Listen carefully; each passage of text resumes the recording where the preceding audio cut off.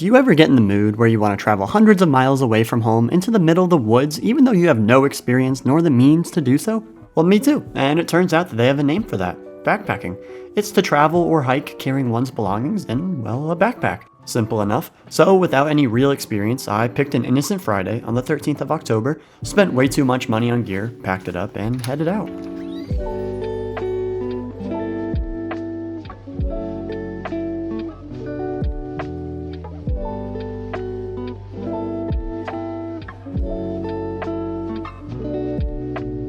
Taking the last spot in the tiny parking lot, I made my way to the info board where I gained my side quests for the hike. 4 in total. Avoid getting mauled by a bear, avoid getting poisoned by a snake, destroy a spotted lanternfly, and lastly, to find this dog. Sounded like a pretty good plan to me. I signed into the trail registry in case I failed either of my first 2 side quests, and then I set out into the wilderness. And I was nervous. I didn't know the area, I didn't know if anyone else would even be out here, and I didn't know where I was going to spend the night. These aren't things I'm used to, but that's why I'm here. I want to feel that. So back on the trail, I was getting used to my backpack and taking a seat at every bench I came across. It was just one bench. And a couple hours later, I bumped into the highlight of my trip, the Appalachian Trail. One of the most famous trails in the world. The dedication and inspiration this trail has fostered was tangible, and I was happy to be a part of it, even if it was only for a couple of days. And with the scenery around me beginning to open up, I was finally starting to forget about where I would sleep later, how far I had gone, and any other stressors in my life. Taking in the moment and feeling free.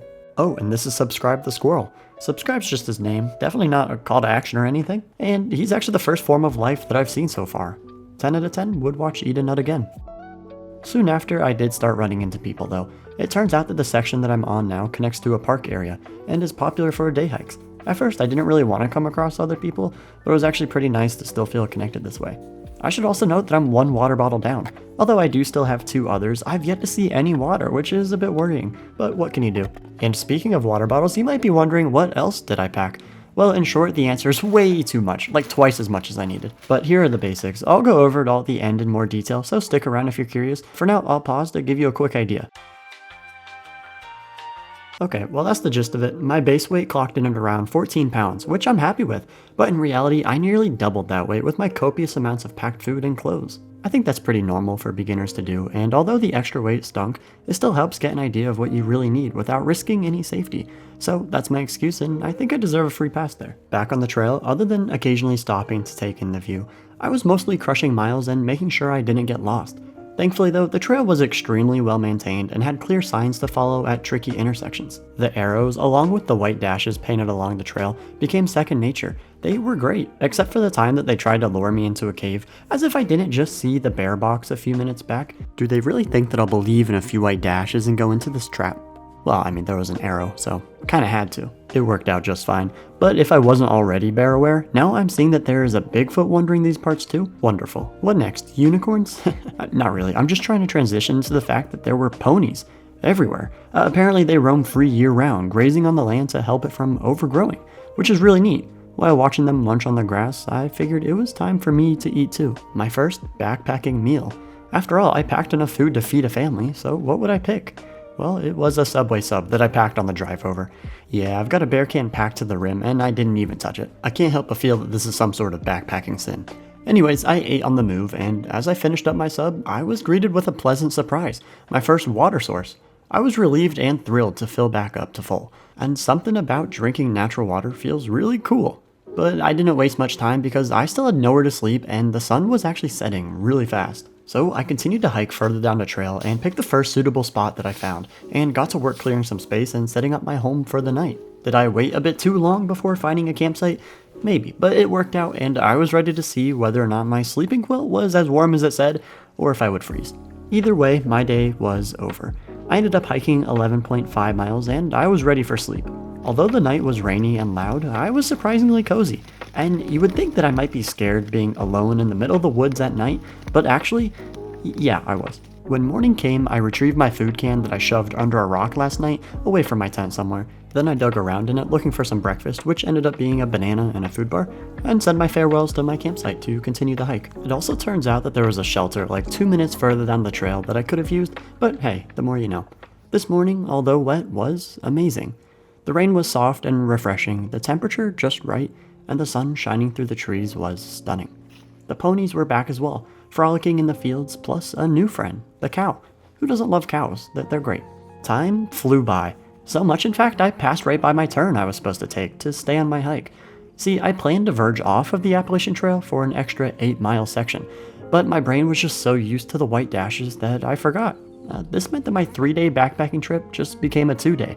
Really not the worst, and I could have retraced a few miles back, but if fate wants me to go home early, then who am I to say otherwise? And honestly, I was already super happy with my trip. I got exactly what I wanted from my hike, and I learned a lot for what to change next time. A mini shakedown, if you will. And so, finishing off my last bit of trail, I took my time and reflected on the experience. I had evaded death by bear and snake, which was a huge plus, but I was unable to find any spotted lanternflies to destroy, and this dog remained missing. All in all, pretty successful though. So then, what's my main takeaway? What do I want to do next time? Do I want to pack less? Plan better? I mean, yeah, that's part of it, but mostly, I want to slow down. I was entirely too focused on miles and time. The hike itself, not the places it would bring me. I mean, the only time I ever stopped was to film. Not once did I take a break or just relax. I packed a book I never got to touch, passed by views I didn't get to soak in, and used the sunset as a timer rather than a time to take it all in. So, that's my main takeaway. On my next trip, I'm gonna take my time. And with that, I reached the end, back at the start, and 21 miles down the hatch. This was my first solo backpacking experience. And now for a quick gear, food, and clothes overview. Clothing is simple. I just wore exactly what I do to the gym plus hiking socks, and then packed a rain jacket and a bunch of useless layers that I regret.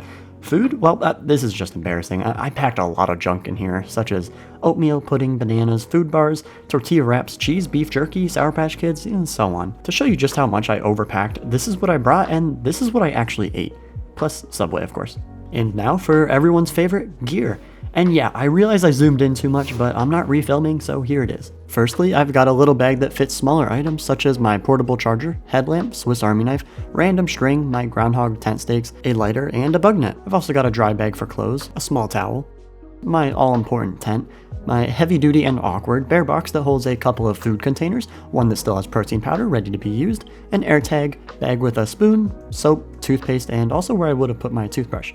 My 3 water bottles, one with my filter, my med kit, poop kit, and women's hiking poles that the guy told me were for men, my pillow that unfolds into, well, still a pillow, a sleeping quilt, sleeping pad, and the dry bag that I keep each of those 3 items in. And lastly, my backpack. I do also carry a little tripod along with my sandals and a hat, but that's pretty much it. So let me know where I should go next, what stories you might have, and any questions, all of that down below. Otherwise, feel free to subscribe here, and if you like games, I got a channel for that too. See you next time.